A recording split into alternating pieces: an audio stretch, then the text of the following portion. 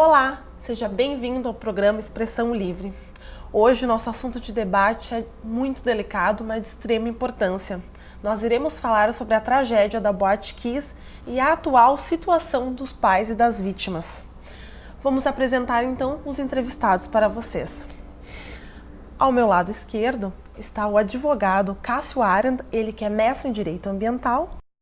E ao meu lado direito está Nestor Rachen, ele que faz parte da diretoria da Associação dos Familiares de Vítimas e Sobreviventes da Tragédia de Santa Maria e pai do Matheus, uma das vítimas. Gente, sejam bem-vindos ao nosso programa. Obrigado. Para começar a nossa conversa, então, vou fazer um breve resumo para o pessoal que está em casa, né? Bom, no dia 27 de janeiro de 2013 ocorreu um incêndio na Boate Kiss, na cidade de Santa Maria. O fogo teve início durante a apresentação da banda Gurizada Fandangueira, que fez uso de artefatos pirotécnicos no palco durante o show da festa. Esse incêndio causou a morte de 242 pessoas e feriu outras 680. O acidente foi considerado a maior tragédia do Brasil em número de vítimas em incêndio. Após investigações, foi revelado que o bombeiro Major Gerson da Rosa Pereira foi condenado a 6 meses de prisão por fraude em documentos do inquérito policial que apurou o incêndio. Após isso, 2 sócios da boate e 2 integrantes da banda também tiveram a prisão decretada. Porém, ambos estão respondendo em liberdade. E agora, por fim, no ano de 2016, os pais estão sendo processados por calúnia e difamação movido por promotores do Ministério Público do Rio Grande do Sul. É isso, Nestor? É exatamente isso. Estamos aí há 4 anos e meio do episódio triste de Santa Maria. E o mais triste é que, a partir do Ministério Público, que a gente esperava muito, veio uma ação dessas. Já agora, desde 2 semanas atrás, com um pedido da direção do Ministério Público Estadual de que os pais sejam absolvidos. Na verdade, o que acontece é que nós esperávamos uma responsabilização de mais pessoas por essa tragédia. Se a boate estava funcionando naquelas condições, é porque alguém autorizou. E se autorizou, não houve a fiscalização devida, porque as condições em que elas estavam funcionando eram muito precárias. Não havia a sinalização das saídas de emergência. Não havia saídas de emergência. Era um local inadequado para aquele tipo de evento, para aquele número de pessoas. Então é isso que a associação e a diretoria entendem que mais pessoas deveriam ser responsabilizadas. O inquérito policial colocou a responsabilidade sobre 28 pessoas. E o Ministério Público tirou 20 e deixou apenas 8, dos quais 4 eram militares bombeiros, que já fizeram o processo de julgamento na própria instância militar, e os responsáveis diretos e que serão levados ao tribunal do júri, donos da boate e 2 integrantes da banda que tocavam naquela noite, estão agora esperando o processo dar andamento até serem levados ao tribunal do júri, que deverá acontecer na cidade de Santa Maria. Exato. E essa questão, então, do processo contra os pais, como que isso foi recebido por vocês, que fazem parte da associação? Na verdade, foi uma surpresa, porque houve um diálogo entre os pais vítimas de filhos da tragédia da Boate Kiss e os próprios promotores, para que houvesse um trabalho conjunto e houvesse um trabalho de compreensão. Qual não foi a surpresa? Os pais que se manifestaram mais fortemente por uma atuação correta, isenta e responsável do Ministério Público tiveram essa ação movida por alguns promotores de calúnia e difamação. A dor da perda de um filho já é grande, agora ainda receber a dor de uma acusação de calúnia foi maior ainda. Felizmente o Ministério Público, a seu tempo, a seu modo, já decretou que houvesse a absolvição dos pais diante disso, mas não é só isso. O que hoje nos chama a atenção é que também o Ministério Público tinha responsabilidade no caso, teria que ter feito alguma coisa para evitar o fechamento, para evitar o funcionamento e decretar o fechamento desse lugar. Em ele estando fechado no dia da tragédia, não teria acontecido. Então houve falta de cuidado de uma série de agentes, e esses nós gostaríamos de ver responsabilizados nesse julgamento. Exato, em questão toda essa da negligência, né, doutor Cássio? Como que isso pode ser explicado no âmbito do direito?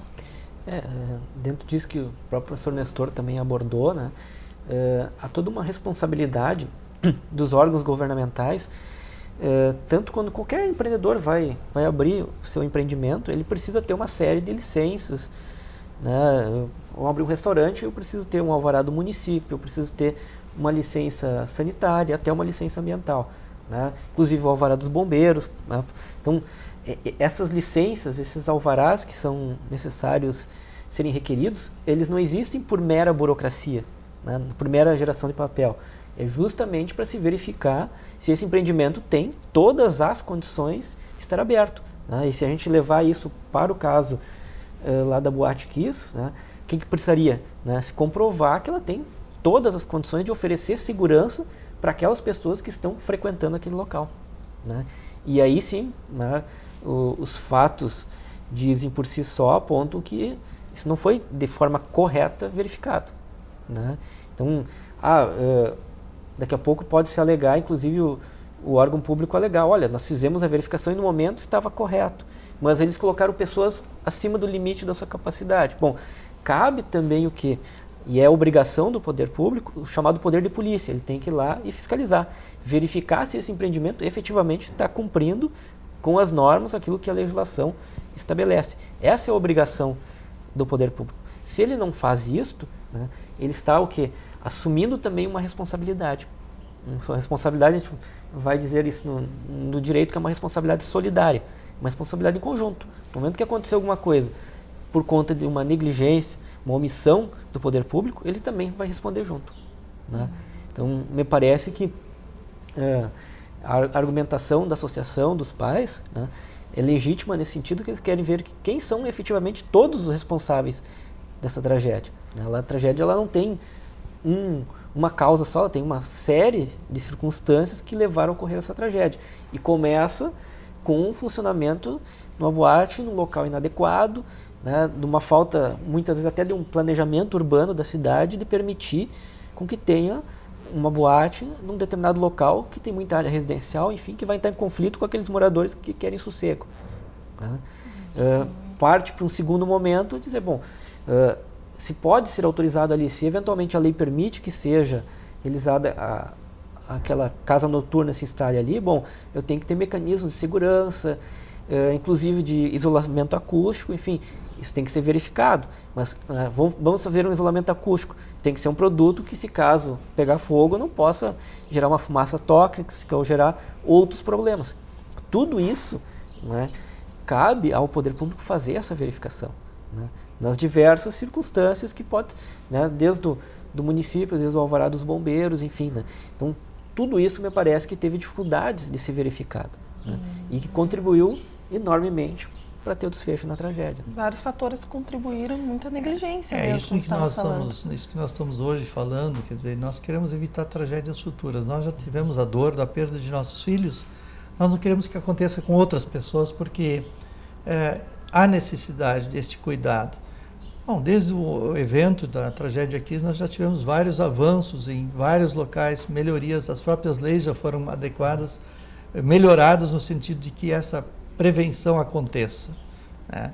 Mas assim como o Dr. Cássio colocou, nós de fato temos que responsabilizar as pessoas que de direito e por dever tem que estar cuidando do bem-estar. Qualquer pessoa que coloca o seu espaço, um espaço público aberto a pessoas, ele tem que ter responsabilidade sobre isso. E quem autoriza também. É esse o foco da nossa fala. E assim tem sido desde o evento, que foi de muito sofrimento, eu diria muito especial para muitas famílias de Santa Maria, né? Mas também de famílias em outras regiões do estado e também fora do estado. Os jovens foram lá para se divertir e achavam que estavam em um lugar seguro, né? Agora se verificou que não, que era um lugar muito inseguro, por uma série de responsabilidades. Aqueles fogos de artifício utilizados não eram para ser para dentro, isso era para fora, no espaço aberto. Não poderia ter sido utilizado, né? A forma como a espuma estava exposta não poderia ser, porque poderia ter sido de qualquer outra forma, qualquer chama, qualquer um fagulha. Curto-circuito, né? Um curto-circuito, alguma coisa poderia ter acontecido e poderia ter causado a tragédia. Então, tudo isso nós estamos denunciando e estamos lutando para que em outros locais públicos isso não se repita e nós não tenhamos que lamentar vidas de tantos jovens que tinham tantos sonhos, tantos projetos de vida, gente que poderia fazer uma diferença brutal na sociedade, contribuindo positivamente, né? E que perdeu ali a sua vida de maneira tão precoce, jovens de 18, 20, 22, 25, enfim, muitos jovens que ali estavam estudando em Santa Maria, era esse o mote da própria festa, porque estavam ali confraternizando e angariando recursos para sua eventual formatura, que depois nem aconteceu, né? E, enfim, o funcionamento todo incorreto fez com que nós tivéssemos uma tragédia dessa dimensão. Eu sempre digo, perder uma vida num evento desse já é de se lamentar, mas 242 é um absurdo de grande, né? E desde o episódio de Santa Maria que eu tenho acompanhado, em todo lugar do mundo acontecem incêndios. Os incêndios fazem parte disso, mas vejam que na maioria deles nós tivemos poucas vítimas. Às vezes é um bombeiro que, tentando apagar o incêndio, sofreu uma intoxicação, mas a questão morte e incêndio ela é muito pequena, porque há possibilidade de saída de emergência, porque há prevenção, as pessoas conseguem sair daquele ambiente são e salvo, onde há exatamente a prevenção. E onde não há, ou onde há excesso de pessoas no local, isso fica impedido, porque um atrapalha, né, a saída do outro. Exatamente.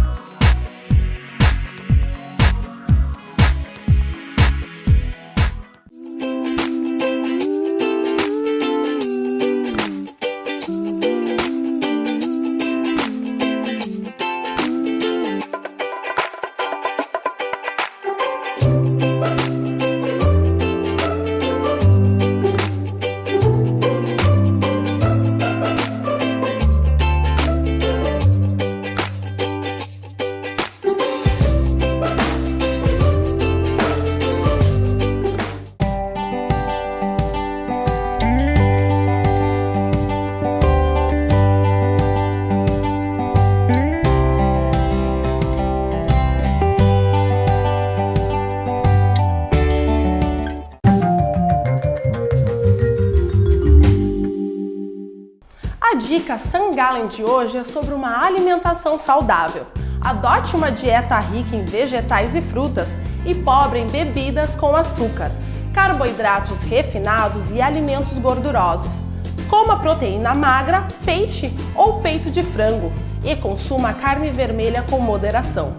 Procure comer cereais integrais e prefira os óleos vegetais aos de gorduras animais.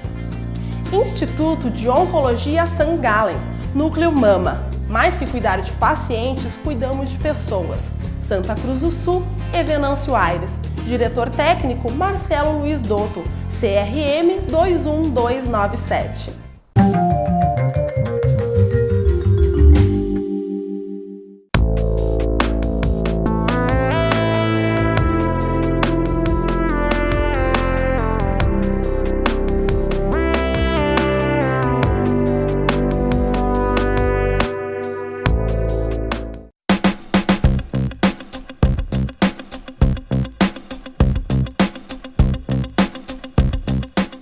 Por isso vocês criaram então a associação, para poder estar lutando para isso que não aconteça novamente. Exato, a associação está criada para acompanhar todos esses processos, ela também está aí para amparar, né, os sobreviventes.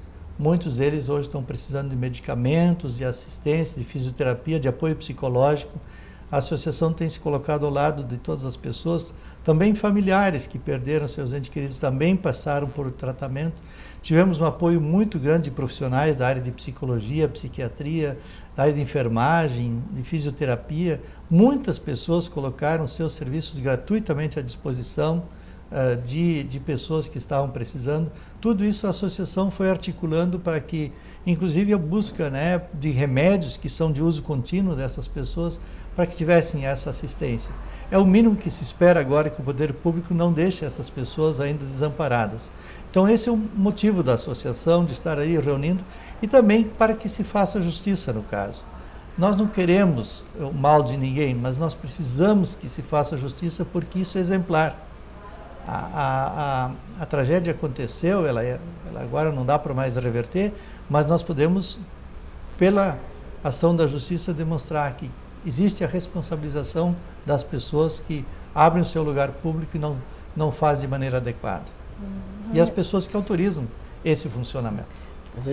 Talvez esse seja o maior legado, né, de toda essa tragédia, né, chamar a atenção para essa responsabilização de quem tem um local em que vai ter uma frequência de grande quantidade de pessoas, né, e do próprio poder público, né, porque eu fico imaginando hoje qual é o pai que fica tranquilo em casa, né, quando o seu filho diz, pai, eu vou para uma casa noturna me divertir. Tem, além de todos os problemas da violência, enfim, né, será que esse local é seguro? Né, é um questionamento que seguidamente, com certeza, como os pais todos estão fazendo. Né, todos estão fazendo. Né, e a segurança, né, que os pais precisam ter é de quê? De que efetivamente as leis que existam estejam sendo cumpridas, que o poder público está fazendo seu papel de ir lá fiscalizar, né, de exigir com que todas aquelas questões que a lei exige, né, que a lei coloca, que sejam cumpridas, né, e que esteja fiscalizando para efetivamente ver, né, e que, se caso acontecer alguma coisa, também tenha a devida responsabilização. Para quê? Para que essa tragédia não se repita. Mas após isso as leis mudaram, não mudaram, doutor Cássio? Isso, aí houve toda uma grande discussão sobre essa questão, né, toda a preocupação com a segurança. Né, e aí no Brasil nós temos muito essa cultura legalista, talvez, eu sempre reforço isso, porque na minha concepção não precisariam ter tantas leis, né, mas se não tem a lei, a gente acaba não cumprindo, e quando tem dificuldade de cumprir. Então se mudou, se adequou toda a lei, né, para rever esses parâmetros para que uma tragédia como essa não acontecesse. Mas se a gente fosse pegar pelo lado da questão só analisando segurança, não precisa ser uma lei, é o estabelecimento se preocupar, né, com que, olha, eu tenho uma grande quantidade de frequentadores, eu preciso pensar em questões de segurança. É o mínimo a ser pensado. É o mínimo a ser pensado. Né? Bom, para isso tem engenheiros de segurança, tem técnicos de segurança que tem essa análise, ou seja, existe toda uma área do conhecimento que se preocupa com isso, né, e que poderia ter sido contribuído. Né? Então, a legislação o próprio Código de Defesa do Consumidor já coloca muito claro uma preocupação com a segurança, né, daquilo que você está consumindo, do serviço que está sendo prestado. Aí quem oferece uma casa noturna está prestando um serviço de entretenimento. Esse serviço ele tem que ter segurança também para os seus frequentadores. Né? Bom, tem que ter a saída de emergência, tem que ter extintor de incêndio, tem que ter todas essas prevenções necessárias. A capacidade pública tem que estar expressa, né? Quantas pessoas podem frequentar aquele lugar. A fiscalização, muito pouco. É isso que o Dr. Cássio fala. Nossas leis estão aí muito boas, mas elas só são cumpridas quando há de tempos em tempos também uma checagem disso, né? Se está previsto 400 pessoas, então o proprietário ele tem que ter um cuidado para que não tenha lá dentro mais de 400 pessoas. Isso é função dele. Mas a fiscalização tem que de vez em quando chegar lá e conferir se de fato está sendo cumprido. Tem 401, está irregular. Já não pode. Já não pode. Então, tem 400 pessoas, pode entrar a próxima, se uma das pessoas sair, aí a outra pode ocupar aquele lugar. Como nós somos carentes nisso e como nós não temos uma ideia de cultura de prevenção, todo esse debate, tudo que vem acontecendo nos últimos 4 anos e meio, fizeram com que todo mundo atentasse mais para isso. Quer dizer, em meio à dor e o sofrimento, me parece que é um legado importante. A discussão de leis, o debate de leis, né? Aquela famosa história da comanda, né? Que agora na lei federal de novo foi, através do presidente da República, tirado fora, ainda vai permitir a comanda. Esse é o grande problema, porque se sair do local, precisa pagar a conta antes, não há possibilidade de todo mundo sair. Foi um dos motivos que represou um pouco e que dificultou a saída. Até que os seguranças lá foram comunicados de que deveriam efetivamente abrir toda a casa, se perderam alguns minutos preciosos que talvez foram os responsáveis para mais gente ter ficado lá dentro e ser intoxicado. Então, ter esses cuidados para que as pessoas possam ter um livre ir e vir, que tenha saídas de emergência, que haja esse cuidado. Se vocês observarem depois disso, as intervenções feitas aqui em Santa Cruz no poliesportivo, ele sofreu uma intervenção muito grande para que o número de pessoas que entram lá dentro tenha também a condição de sair em caso de emergência. Uma grande parte da arquibancada, o local foi retirado exatamente com esse objetivo, para que lá pudessem frequentar com segurança, né? E, bom, vários outros locais, me parece que houve um processo de conscientização também. Como diz o Cássio, não é sempre a questão da lei, mas é também a responsabilidade que eu tenho sobre o espaço, né? Não só para adequar uma lei, mas para ter a cultura da prevenção, do cuidado, né? Exato, após o acidente até diversas boates foram fechadas para ser reformadas, né? Outras nem abriram mais. Né? Outras nem puderam mais abrir, exatamente. Significa que estavam operando de maneira inadequada, né? E, de novo, todas as pessoas que fazem isso por maldade? Não, não fazem, eu não creio isso. Nem os próprios proprietários lá. Mas faziam por ganância, faziam porque ninguém coibia, porque ali estava nessa condição. Quer dizer, aí que está o conjunto das negligências que são responsáveis pela tragédia. Tinham até o apoio, né? Exatamente, né? Tinha um apoio, muitas vezes um alvará provisório para tomar determinada providência, a providência não é tomada, né?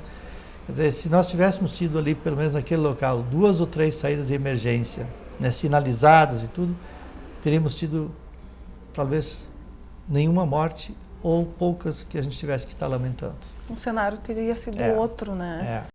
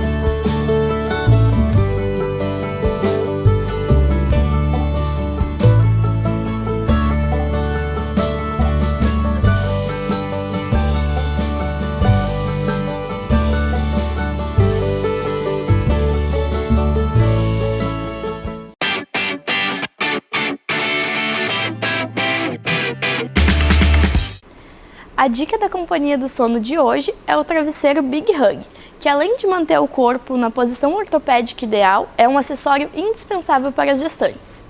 Quer saber uma curiosidade? Os colchões normais duram cerca de 2 a 4 anos, enquanto um colchão da Companhia do Sono dura cerca de 12 a 15 anos.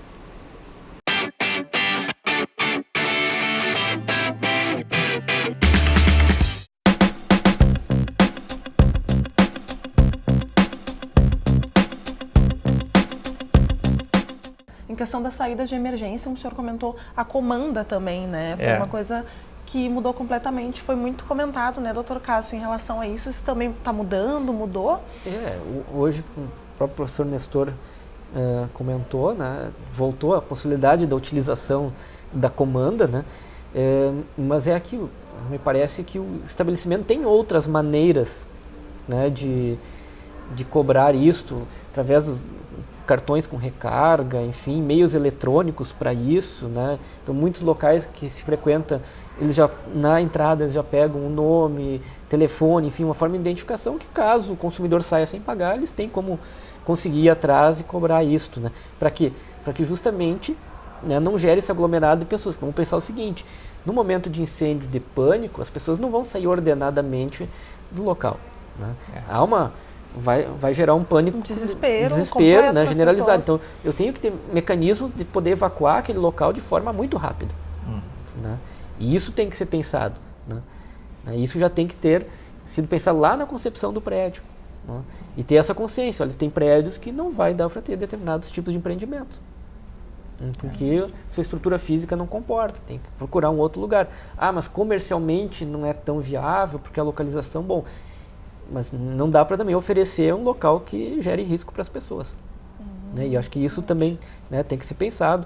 Essa questão da forma de pagamento, tem vários jeitos de fazer. Né? Então, tem muitos locais que fazem isso. Você compra um determinado crédito no início e você pode ir gastando ele, depois precisar mais, vai lá, recarga, enfim. E houve também crime ambiental, né? Nessa tragédia. Se a gente olhar pela questão, né, ambiental urbanística, né, me parece também que sim, né, no sentido, não só no crime ambiental, mas uma responsabilização, né, porque se ele tinha problemas acústicos é porque ele estava produzindo poluição sonora. E por que não foi resolvido isso antes? Né? Uma coisa que já vinha de antes. Isso. É que muitas vezes falta uma política clara do próprio poder público, de política pública, né, de entender, olha, e isso também vai muito da transformação das cidades. Essa também é uma cidade de porte médio já para grande, né? O que acontece? O centro da cidade, que muitos locais eram centro de moradia residencial, ele, né, mais moradia, mais residencial, ele passa a ser quase que eminentemente comercial, mas ainda conserva os resquícios de moradia. Né? E isso gera alguns conflitos. Então, o que cabe ao poder público? Ter uma política pública muito clara nesse sentido, né? De onde está locais onde tem mais residência, não poder ter tipos de comércio comum. Né? Porque eu posso isolar ela acusticamente internamente, mas o próprio público do lado de fora, a movimentação na chegada e na saída da casa noturna vai gerar incômodo para a vizinhança. Né? E esse aspecto não tem como modificar. Né? Então, talvez, o que teria sido muito melhor? Dizer, olha, esse empreendimento nesse local não pode ser feito. Vamos fazê-lo num outro local, com uma estrutura adequada, onde não vai incomodar ninguém, mas, e também fisicamente comporte isso. Né? Então, mas para que haja isso, precisa o quê? Uma política clara do poder público. Bom, e o tempo do nosso programa está acabando. Eu quero convidar vocês a estar conosco no próximo programa para nós estarmos falando sobre os pais que estão sendo processados, sobre a situação da justiça. Aceitam? Ok. Sim. Então, quero convidá-los a ficar conosco. Na semana que vem vamos falar mais sobre esse assunto da tragédia da Boate Kiss. Vamos falar sobre o que está acontecendo em relação à justiça, os pais que também estão sendo processados e a opinião pública. Fique conosco, até semana que vem.